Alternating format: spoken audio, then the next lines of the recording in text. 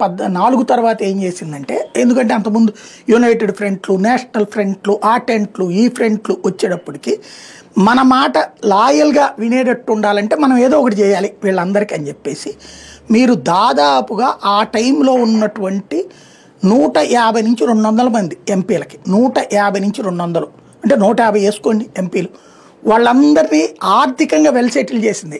రోడ్ల కాంట్రాక్ట్లు ఇచ్చిందా, నీళ్ల కాంట్రాక్ట్లు ఇచ్చి ఇప్పుడు రాయపాటి వాళ్ళకి ఏంటి అప్పుడే కదా ఇరిగేషన్ కాంట్రాక్ట్ పోలవరం ఇచ్చింది. అదే సందర్భంలో కావురోళ్ళు ఎన్ని చోట్ల రోడ్లు వేసే కాంట్రాక్టులు పొందారు. అనేక మంది కాంగ్రెస్ నాయకులకి విపరీతంగా ప్రభుత్వ కాంట్రాక్ట్లని కాంగ్రెస్ వాళ్ళు సంపాదించుకున్నారు దేశవ్యాప్తంగా. అలాగ సంపాదించుకున్న కాంట్రాక్టుల వ్యాపారం చేయడానికి బ్యాంకు లోన్స్ ఇచ్చినాయి. ఈ లోన్స్ ఎగ్గొట్టారు, ఆ కాంట్రాక్టులు డబ్బులు తిన్నారు. రెండు వైపులా వెల్ సెటిల్ అయిపోయారు. 100 కాదు 1000 కోట్ల రూపాయలు. అలా చేసుకున్నటువంటి క్రమంలో 2009కి 205 సీట్ల దాకా వచ్చినాయి. కాబట్టి 2014కి వచ్చేటప్పటికి గ్యారంటీగా 300 సీట్లు వచ్చేస్తాయని రాహుల్ గాంధీ నమ్మాడు. అందుకని అప్పటి నుంచి ఒక ఎమోషనల్ గేమ్ ప్లాన్ చేశాడు.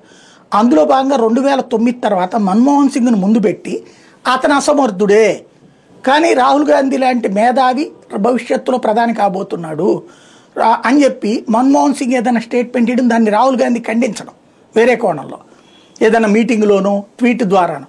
చివరికి మీరు గుర్తుకు తెచ్చుకుంటే అప్పుడు ఒక చట్టాన్ని చేస్తే ఆ చట్టపు పేపర్లు చించేశాడు.